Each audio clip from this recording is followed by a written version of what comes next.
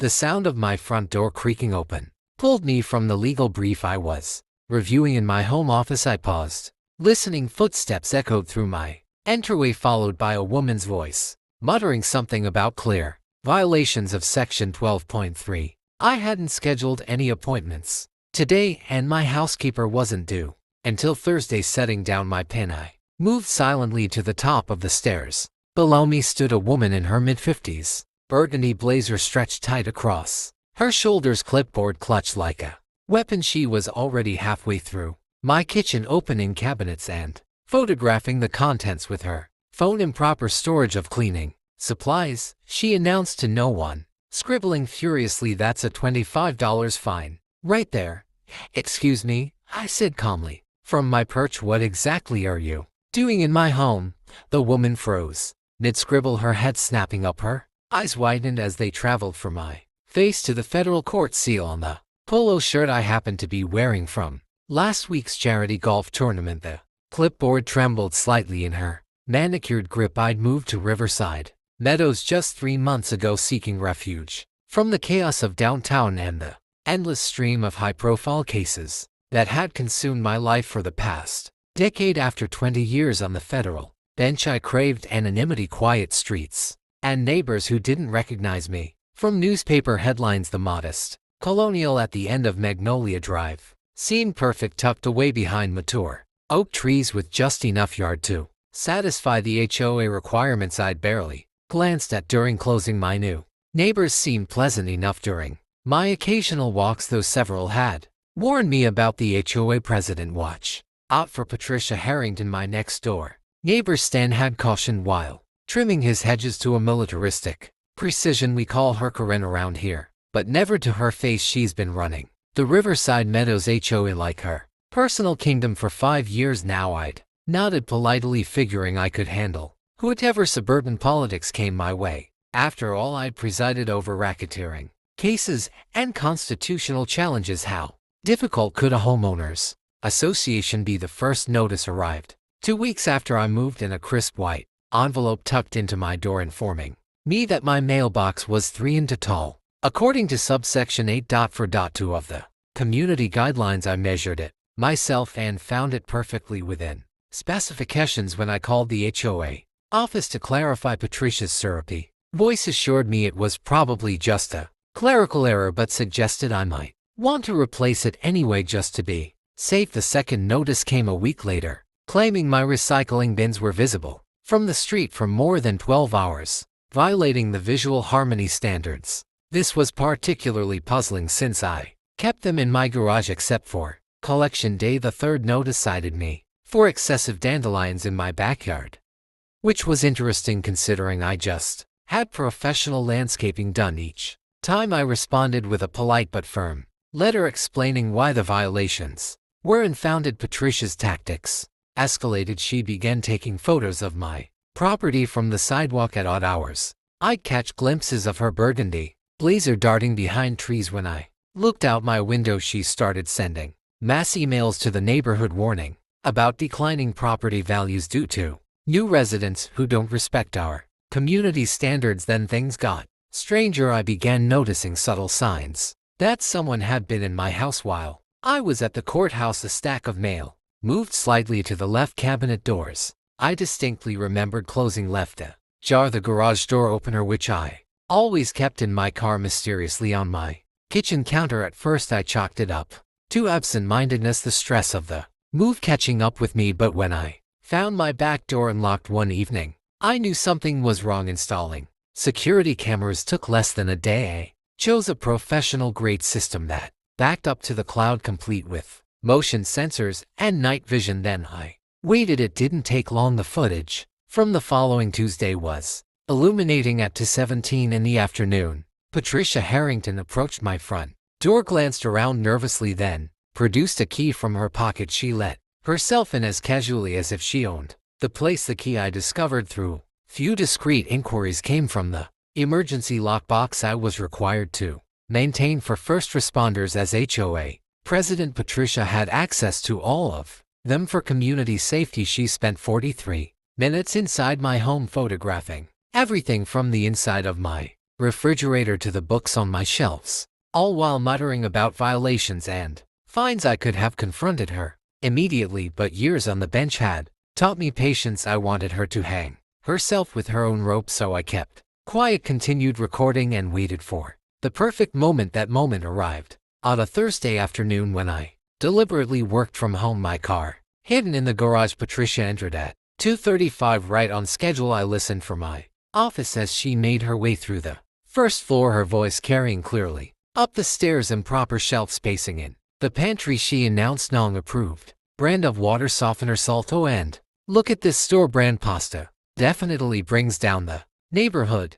That's when I made my entrance. Patricia Harrington, I said, descending the stairs slowly. You're trespassing in my home. She spun around, clipboard clutched to her chest. I have every right to conduct HOA inspections. It's in the bylaws. The bylaws allow for external property inspections with 24 hours notice, I replied, reaching the bottom step. They do not, however, permit breaking and entering into private residences. That's covered under state criminal code section 423.1. Her face flushed red, clashing with her blazer. I didn't break anything. I have a key from an emergency lockbox that you've misappropriated for personal use. That's theft of services at minimum, possibly fraud. I pulled out my phone, showing her the security footage. I have 3 separate instances of you entering my home without permission. Each one is a class of misdemeanor. Patricia, that's up to a year in jail per count. The clipboard slipped from her fingers, papers scattering across my hardwood floor. You can't prove anything. I'm the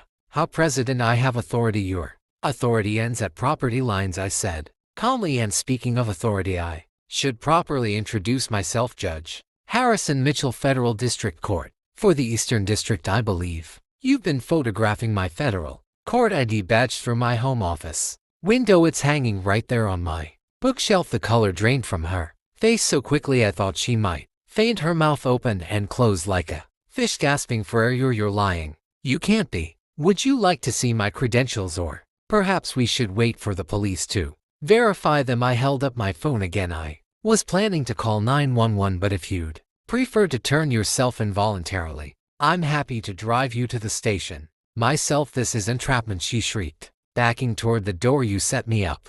You moved here just to destroy our community standards. I moved here for peace and quiet, I corrected. You're the one who chose to commit multiple felonies, and before you ask, no, it's not entrapment when you break into someone's home of your own volition. That's just criminal behavior. Patricia tried to push past me toward the door, but I stepped aside and gestured politely, by all means leave, but understand that I'll be filing charges regardless. The evidence is already uploaded to a secure server, and I've documented every false violation notice you've sent.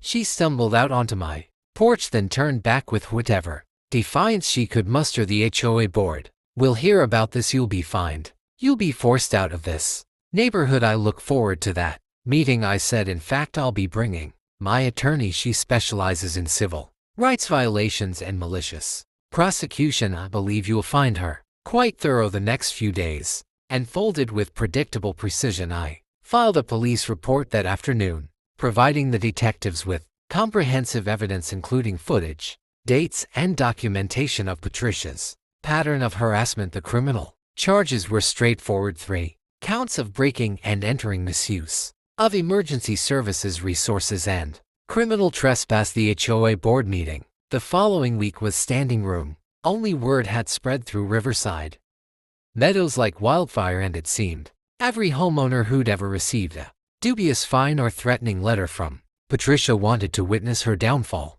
I presented my case with the same methodical approach I used in court, laying out evidence piece by piece. Security footage from April 15th, I said, connecting my laptop to the meeting room projector. Ms. Harrington entering my home without permission at 2:17 p.m. The room gasped as they watched her casual breaking and entering April 22nd to 31 p.m. April 29th to 35 p.m. each time, spending between 30 and 50 minutes inside my residence. Board member Garrett Thompson, a local accountant who looked perpetually nervous, cleared his throat. Patricia, is this true? Did you enter Judge Mitchell's home? Patricia, flanked by the budget attorney she'd managed to retain, tried to maintain her imperious stance. I was conducting authorized HOA inspections. It's my duty as president to ensure standards are maintained inside people's homes. Asked another board member, Margaret Lou. Patricia, we've discussed this before. Our authority is limited to external property views. This is criminal. The vote to remove Patricia from the board was unanimous, even from her usual allies, but that was just the beginning. As news of her removal spread, other neighbors began coming forward with their own stories. Stan revealed she'd entered his home while he was on vacation and rearranged his furniture to improve view. The Andersons discovered she'd been in their basement and photographed their storage system. The young couple at the corner had security footage of her trying their doors and windows. The civil lawsuit I filed sought damages for invasion of privacy, intentional infliction of emotional distress, and trespass. My attorney, as promised, was thorough. She uncovered that Patricia had been systematically entering homes throughout the neighborhood for years, maintaining detailed files on residents that went far beyond HOA business. The discovery process revealed notebooks filled with personal observations about neighbors' shopping habits, visitors, and private conversations she'd overheard while trespassing. The criminal trial was swift, with overwhelming evidence and multiple victims testifying. The jury deliberated for less than 2 hours.